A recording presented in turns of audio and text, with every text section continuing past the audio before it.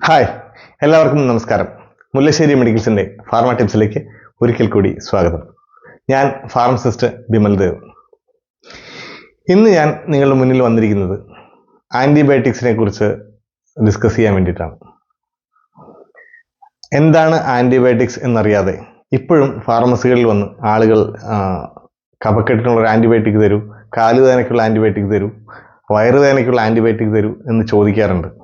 സത്യത്തിൽ എന്താണ് ആൻറ്റിബയോട്ടിക് എന്ന് മനസ്സിലാക്കാതെയാണ് പലരും ഇത് ചോദിക്കുന്നത്. അപ്പോൾ ഇന്നത്തെ വിഷയത്തിലേക്ക് എവർക്കും സ്വാഗതം.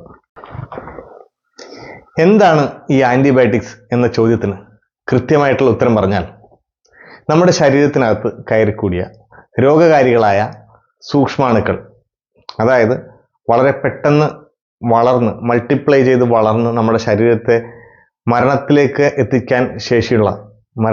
വരെ എത്തിക്കാൻ ശേഷിയുള്ള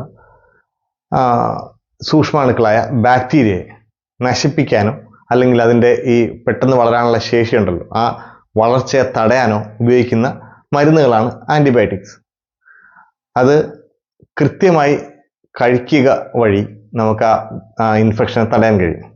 കൃത്യമായി കഴിക്കാതിരുന്നാലോ അതുകൊണ്ട് ഒരുപാട് ദൂഷ്യഫലങ്ങൾ വേറെയുമുണ്ട്. അതുകൊണ്ടാണ് പറയുന്നത് ആൻറ്റിബയോട്ടിക്സ് കഴിക്കുമ്പോൾ ഉത്തരവാദിത്വത്തോടെ കഴിക്കുക. കൃത്യമായും ഒരു ഡോക്ടറുടെ നിർദ്ദേശപ്രകാരം മാത്രമേ ആൻറ്റിബയോട്ടിക്സ് നമുക്ക് കഴിക്കാൻ പാടുള്ളൂ. ഒരിക്കലും നമുക്ക് കുറിച്ച് തന്ന ആൻറ്റിബയോട്ടിക് നമ്മൾ വേറൊരാൾക്ക് ഷെയർ ചെയ്ത് കൊടുക്കാൻ പാടില്ല.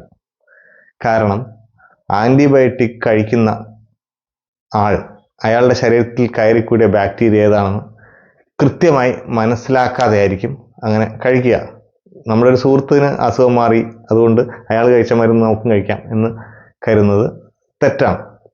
യഥാർത്ഥത്തിൽ അയാളുടെ ശരീരത്തിലും ഇയാളുടെ ശരീരത്തിലുമുള്ള ബാക്ടീരിയ ഏതാണെന്ന് കൃത്യമായി മനസ്സിലാക്കിയ ഒരു ഡോക്ടർക്ക് മാത്രമേ ആ മരുന്ന് കൊടുക്കാനുള്ള അധികാരമുള്ളൂ.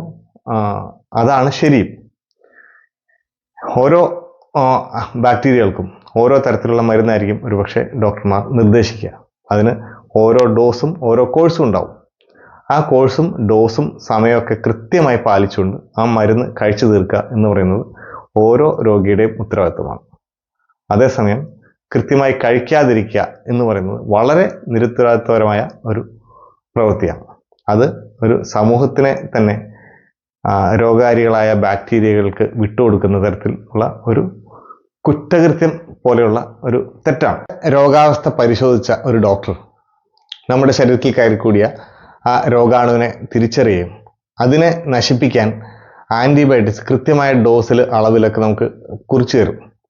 പക്ഷേ പലപ്പോഴും ആൻറ്റിബയോട്ടിക്സ് എന്താണെന്ന് അറിയാത്ത നമ്മൾ ഈ മരുന്ന് 2 ദിവസം 5 ദിവസമായിരിക്കും ഡോക്ടർ കുറിച്ച് തന്നിരിക്കുക.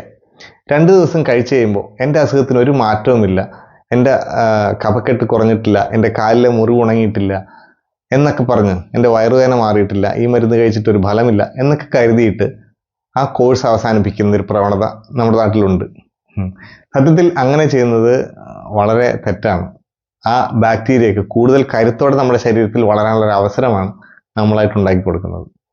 അത് അന്നേരം നമുക്ക് അസുഖം മാറിയെന്ന് തന്നെ ഇരിക്കുക, പക്ഷേ ആ ബാക്ടീരിയ മറ്റുള്ളവരിലേക്ക് പകർന്നാൽ അയാൾക്ക് ഈ ആൻറ്റിബയോട്ടിക്സ് കൊടുത്താൽ ആ മരുന്ന് ചിലപ്പോൾ ഫലിക്കാത്തൊരവസ്ഥ വരും. കാരണം ആ ബാക്ടീരിയ ആ ആൻറ്റിബയോട്ടിക്സ് മരുന്നിനെതിരെയുള്ള പ്രതിരോധശേഷി സ്വയം ആർജിച്ചെടുത്തിട്ടുണ്ടാവും. അങ്ങനെ ആൻറ്റിബയോട്ടിക്കിനെ പ്രതിരോധിക്കാൻ ശേഷി ആർജിച്ച ബാക്ടീരിയകളെ സൂപ്പർ ബഗ്സ് എന്നാണ് ശാസ്ത്രലോകം വിളിക്കുന്നത്. ഇത്തരത്തിൽ സൂപ്പർ ബഗ്സുകൾ നമ്മുടെ സമൂഹത്തിൽ കൂടിക്കൂടി വരുന്നു എന്നാണ് പഠനങ്ങൾ തെളിയിക്കുന്നത്. അതുകൊണ്ടുകൂടിയാണ് ഗവൺമെൻറ് മുൻകൈ എടുത്തുകൊണ്ട് ആൻറ്റിബയോട്ടിക്സിൻ്റെ ഉപയോഗം കൃത്യമായി നിയന്ത്രിക്കുകയും ഡോക്ടർമാർക്ക് അതിനുള്ള നിർദ്ദേശങ്ങൾ നിർബന്ധമായും പാലിക്കാൻ നിർദ്ദേശിക്കുകയും ചെയ്തിട്ടുള്ളത്. അതുകൊണ്ടാണ് ആൻറ്റിബയോട്ടിക്സ് എന്ന് പറയുന്നത് ഉത്തരവാദിത്തത്തോടെ കഴിക്കേണ്ട ഒരു മരുന്നാണ്. ഉത്തരവാദിത്തത്തോടെ ഡോക്ടർമാർ എഴുതി കൊടുക്കുമ്പോൾ അതേ ഉത്തരവാദിത്തത്തോടു കൂടി രോഗികൾ കഴിക്കേണ്ടുന്ന മരുന്നാണ് എന്ന് പറയുന്നത്. ഒരു ഫാർമസിസ്റ്റ് എന്ന നിലയിൽ എനിക്ക് നിങ്ങളോട് പറയാനുള്ള റിക്വസ്റ്റ് ഇതാണ്: ആരും കൃത്യമായൊരു ഡോക്ടറുടെ കുറിപ്പടിയില്ലാതെ ഒരു മെഡിക്കൽ സ്റ്റോറിലോ ഒരു ഫാർമസിയിലോ ചെന്ന് ആൻറ്റിബയോട്ടിക്സ് ചോദിക്കാൻ പാടില്ല. അത് തെറ്റാണ്, കുറ്റമാണ്. ആൻറ്റിബയോട്ടിക്സ് കൃത്യമായും ഡോക്ടറുടെ നിർദ്ദേശപ്രകാരം മാത്രം കഴിക്കുക. നമുക്ക് ഒരു തവണ നിർദ്ദേശിച്ച ആൻറ്റിബയോട്ടിക്സ് കഴിച്ച് അസുഖം മാറിയെന്ന് വയ്ക്കുക. രണ്ടാമത് ആ അസുഖത്തിൻ്റെ ലക്ഷണങ്ങൾ കാണുമ്പോൾ ഇതേ മരുന്ന് നമ്മൾ സ്വയം പോയി ആ കുറിപ്പടി കാണിച്ച് വാങ്ങാൻ പാടില്ല. കൃത്യമായും ഡോക്ടറെ കണ്ട് ഡോക്ടർ എഴുതി തരുന്ന മുറയ്ക്ക് ആ കോഴ്സ് മാത്രം ആൻറ്റിബയോട്ടിക്സ് വാങ്ങി കഴിക്കുക. അതാണ് ഉത്തരവാദിത്തത്തോടെ മരുന്ന് കഴിക്കേണ്ടുന്നവർ ചെയ്യേണ്ടത്. അത് നമ്മുടെ സമൂഹത്തിൻ്റെ നന്മയ്ക്ക് വേണ്ടി കൂടിയാണെന്ന് തിരിച്ചറിഞ്ഞുകൊണ്ട് എല്ലാവരും അതുമായി സഹകരിക്കണം. മാത്രമല്ല ആൻറ്റിബയോട്ടിക്സ് കുറിക്കുന്നതിന് സർക്കാരും കൃത്യമായ നിർദ്ദേശങ്ങൾ ഡോക്ടർമാർക്ക് കൊടുക്കുന്നുണ്ട്. ഡോക്ടർമാർക്ക് മാത്രമല്ല ഞങ്ങൾ ഫാർമസിസ്റ്റുകൾക്കും ആൻറ്റിബയോട്ടിക്സിൻ്റെ നിയന്ത്രണത്തിനുള്ള നിർദ്ദേശങ്ങൾ വന്നിട്ടുണ്ട്. അതുകൊണ്ട് മുൻപത്തെ പോലെ ഒരു ആൻറ്റിബയോട്ടിക്സിൻ്റെ സ്ട്രിപ്പുമായി നിങ്ങൾ ഒരു ഫാർമസിയിൽ ചെന്നാൽ ഫാർമസിസ്റ്റുകൾ അത് നിങ്ങൾക്ക് തരാൻ സാധ്യതയില്ല. അതുകൊണ്ട് ആൻറ്റിബയോട്ടിക്സിൻ്റെ നിയന്ത്രണം നിങ്ങളെയും ബാധിച്ചിരിക്കുകയാണ്. അപ്പോൾ ഇനി ആൻറ്റിബയോട്ടിക്സ് മരുന്ന് കഴിക്കുമ്പോൾ കൃത്യമായും ഡോക്ടറുടെ നിർദ്ദേശപ്രകാരം മാത്രം ഡോക്ടറുടെ കുറിപ്പടിയോടുകൂടി ഫാർമസിയിൽ ചെന്ന് വാങ്ങുക.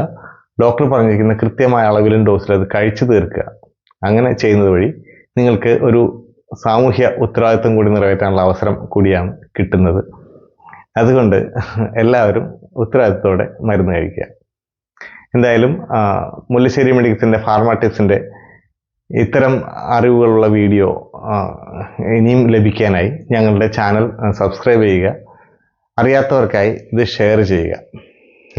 ഇഷ്ടപ്പെട്ടാൽ ലൈക്ക് ചെയ്യുക. Okay, thank you.